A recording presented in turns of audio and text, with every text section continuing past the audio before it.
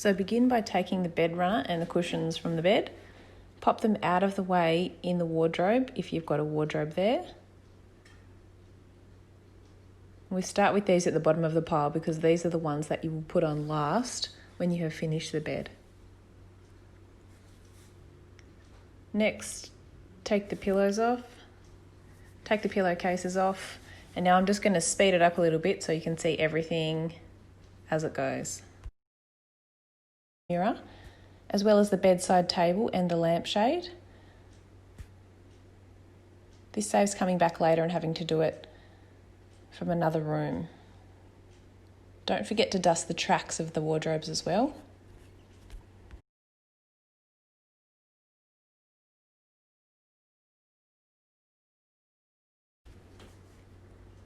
I like to put the linen in the bag as I go. Don't forget to check the bedside tables and the tops of the light globes for dust.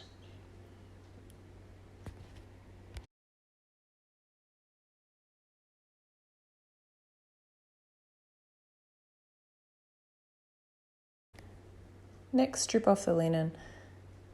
As you go, if you try and keep things neat and tidy, it makes it much easier when it comes to making the bed. Also, you won't be tripping over bedding and linen as you are moving around the room.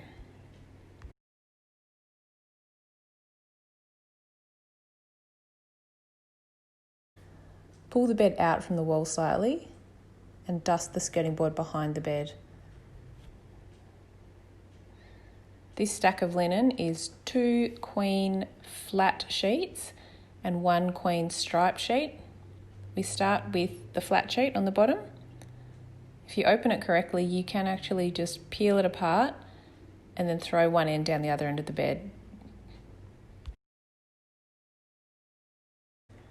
Make sure the mattress protector is smoothed out as well, as we don't want any lumps and bumps for the guests underneath the base sheet. When you are putting the sheet on, there is a centre fold line on the sheet, and I like to line this up with the centre of the bed while I'm shaking the sheet, which helps make sure everything else is in line.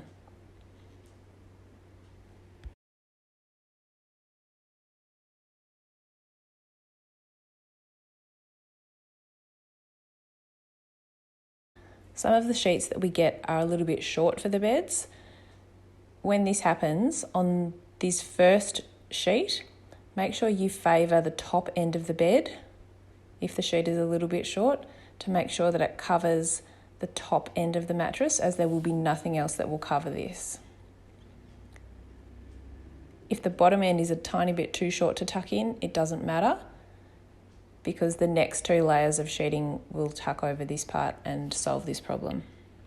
The next layer, do the same again. This is another plain flat sheet.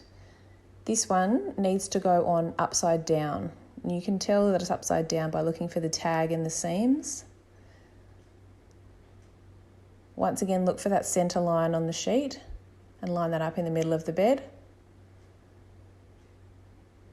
The reason this goes upside down is so that when the top end is folded over, the correct side of the sheet will face the ceiling.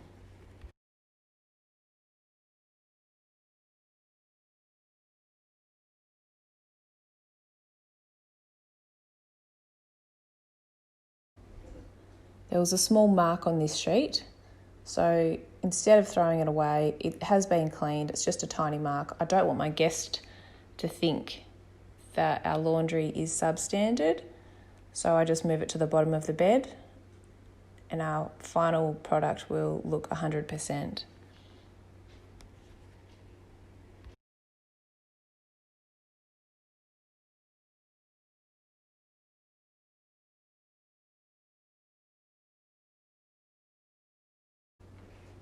The top of this sheet should be level with the top of the bed, and then there should be plenty of excess at the foot of the bed to be able to tuck in. Next, we put the doona on. One end of the doona has the zip on the protector. Please make the zip end face the foot of the bed.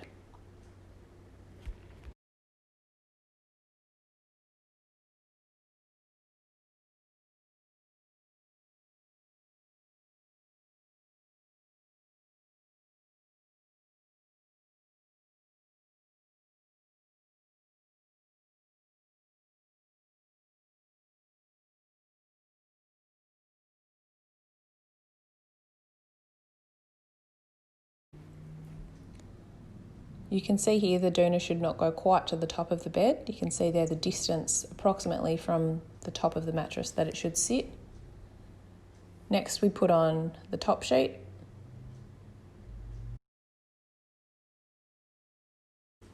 The same as with the previous two sheets, look for the centre fold on the sheet and line this up with the middle of the bed. Give it a shake, lay it out. And the same as with the previous sheet, this one needs to line up with the top of the mattress again. And this is our final layer, so make sure it's perfect.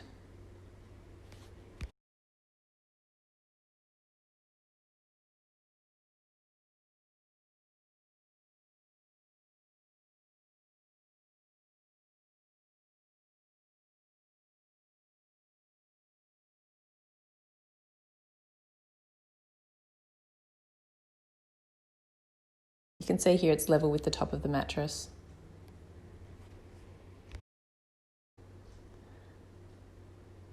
Next, I like to anchor the blankets at the foot of the bed.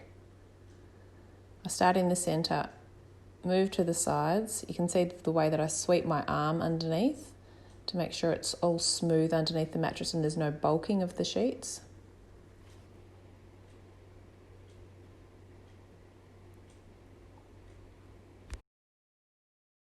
You can see here we pull the doona out,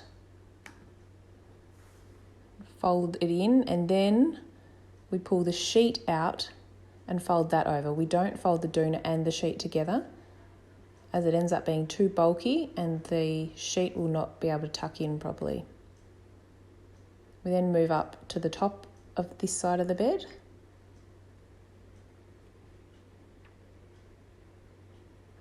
I grab the top of the doona through the sheet, smooth my hand under, and then pull the top layer over. We do a hospital corner on the back sheet, and then push everything under in the one movement. This saves coming back to this side of the bed multiple times. You can do it all just on the one visit.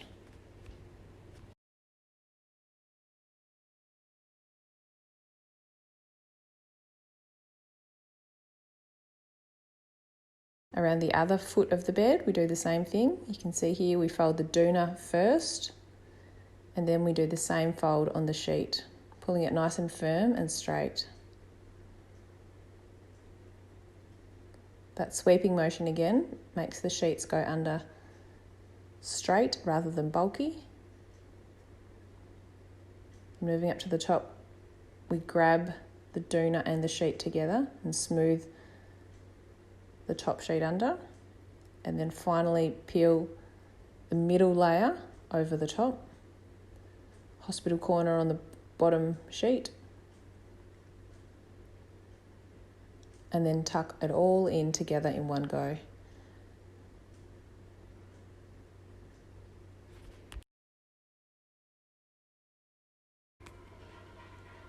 Where possible, tuck the electric blanket controls slightly out of the way so that they're not hanging all over the floor.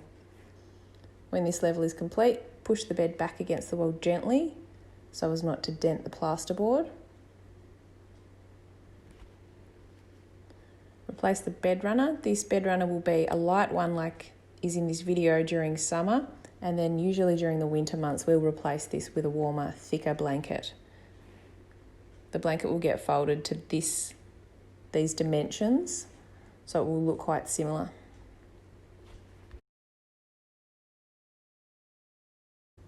Next is the pillowcases. The bottom two pillows have plain pillowcases. Make sure that the corners of the pillow are pushed into the corners of the pillow slip and pulled tight. And you can see there the open end of the pillow goes to the centre of the bed with the flap at the rear, so touching the wall. This one here is a striped pillowcase, so this will go in front. Once again, the flap goes to the centre of the bed and to the rear of the pillow. This helps keep a nice, neat, tidy impression when you first walk into the room.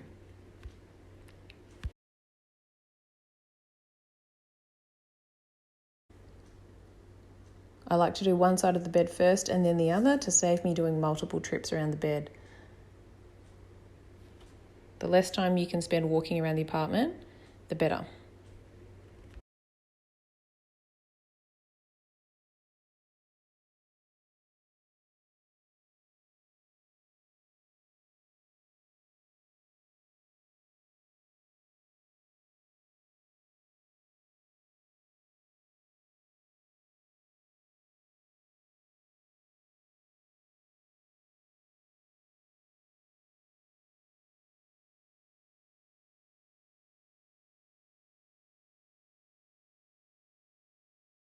Give the bed a final touch up.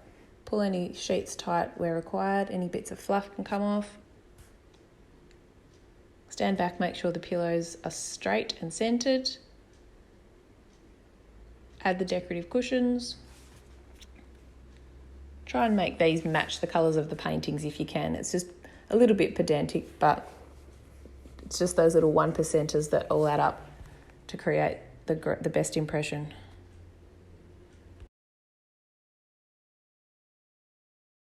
Make sure the bed is also centered with the artwork and that the artwork is straight.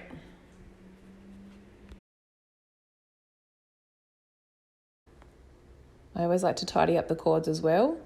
Make sure our lamps are plugged in so that when a guest comes in, they can easily find the light and operate the room as easily as possible. Tuck the cords out of the way so that we get a nice first impression when a guest first walks in. Stand back once you've finished and just double check that everything looks as it should, and you're done. On the foot of a queen bed, we also add 2 towels and 2 face washers folded neatly on top of the bed runner. This job should normally take under 10 minutes. I take an average of 8 minutes per bed.